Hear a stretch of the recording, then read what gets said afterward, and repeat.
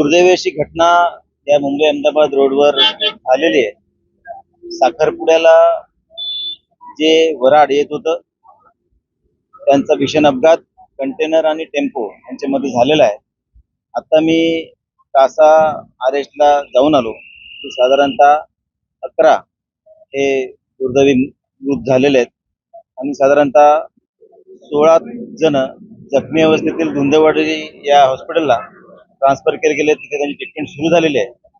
या घटनेची माहिती मिळताच मी आमचे जिल्हाध्यक्ष आम्ही स्वतः इथं आलोय, याची पाहणी करतोय आणि त्वरित उपाययोजना कशा होतील त्याचा आम्ही आढावा घेण्याचा प्रयत्न करतोय। इथे माननीय पोलीस देशमुख साहेब सुद्धा आलेले आहेत।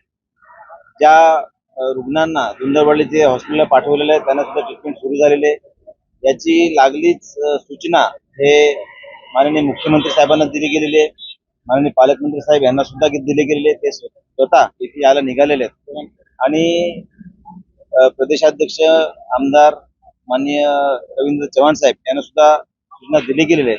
त्यामुळे त्वरित सगळी यंत्रणा ही प्रशासन हे कामाला लागलेलं आहे आणि जे जखमी झालेत किंवा जे मयत झालेत त्यांना तातडीची चांगली अशी मदत सरकारतर्फे मिळावी यासाठी आम्ही पालकमंत्र्यांकडे आग्रह धरणार आहोत। अर्थात आल्यानंतर आढावा घेऊन ते पुढची सूचना देतील। हा टेम्पो खरं तर आउट साईडने येत होता आणि दुसरा विषय असा आहे की हे व्हाईट टॅपिंग केलं त्याच्या बाजूला जो साईड पट्टी पाहिजे ती कुठेच नाहीये। त्याच्यामुळे वारंवार असे अपघात घडत आहेत अशी माहिती स्थानिकांनी दिली। जे ठेकेदार आहेत या महामार्गाचं काम करत होते त्यांना कुठेतरी पाठीशी घातलं जात याचा आरोप नाही। या निमित्ताने या सगळ्या प्रकरणाची चौकशी होईल, रोडची सुद्धा चौकशी होईल। जिथे साईड पट्टी केली गेलेली नाही, जे आवश्यक ज्या नियमानुसार हायवेच्या नियमानुसार जे व्हायला पाहिजे काम ते झाले नसेल तर त्याच्यावर कारवाई झाली पाहिजे। आणि जर या प्रकरणामुळे जर अशा प्रकारचे अपघात होत असतील तर ते टाळता येण्यासाठी काय उपाययोजना करावी लागेल यासाठी सुद्धा नॅशनल हायवे ऑथॉरिटीसाठी आम्ही बोलणार आहोत आणि असे जे अपघात आहेत हे होऊ नये यासाठी दक्षता ही घेतली गेली पाहिजे। आज सायंकाळी 4 वाजेच्या सुमारास मुंबई अहमदाबाद हायवेवर धानिवरी या गावाच्या जवळ मुंबई वाहिनीच्या ठिकाणी एक धानिवरी या गावचा वराडाचा एक टेम्पो, ज्यामध्ये 40 लोकांच्या आसपास एक वराड होतं आणि त्यांना समोरून येणाऱ्या एका हेवी कंटेनरने त्यांना समोरासमोर धडक झाली आणि त्यामध्ये आतापर्यंत एकूण 12 जणांचा मृत्यू झाल्याची माहिती समोर येते। घटनास्थळी त्वरित कासा पोलीस स्टेशन चा स्टाफ तसेच आपले HSPचा स्टाफ आणि सर्व जिल्हा प्रशासन यंत्रणा जागेवर पोहोचून सर्व जखमींना उपजिल्हा रुग्णालय कासा तसेच वेदांत कॉलेज धुंदलवाडी या ठिकाणी त्यांना शिफ्ट करण्यात आलेलं आहे।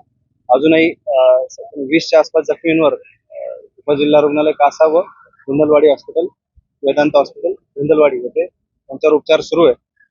ट्रॅफिक सुरळीत सुरू आहे आणि पुढील कारवाई पालघर पोलिसांद्वारे करण्यात येतात। मृतांचा आकडा वाढण्याची याच्यात मृतांचा आकडा वाढण्याची शक्यता आहे आणि तरी मृतांवर जे जखमी आहेत त्यांच्यावर चांगला उपचार किंवा त्यांना चांगला उपचार मिळेल यासाठी प्रशासन सर्वतोपरी प्रयत्न करते।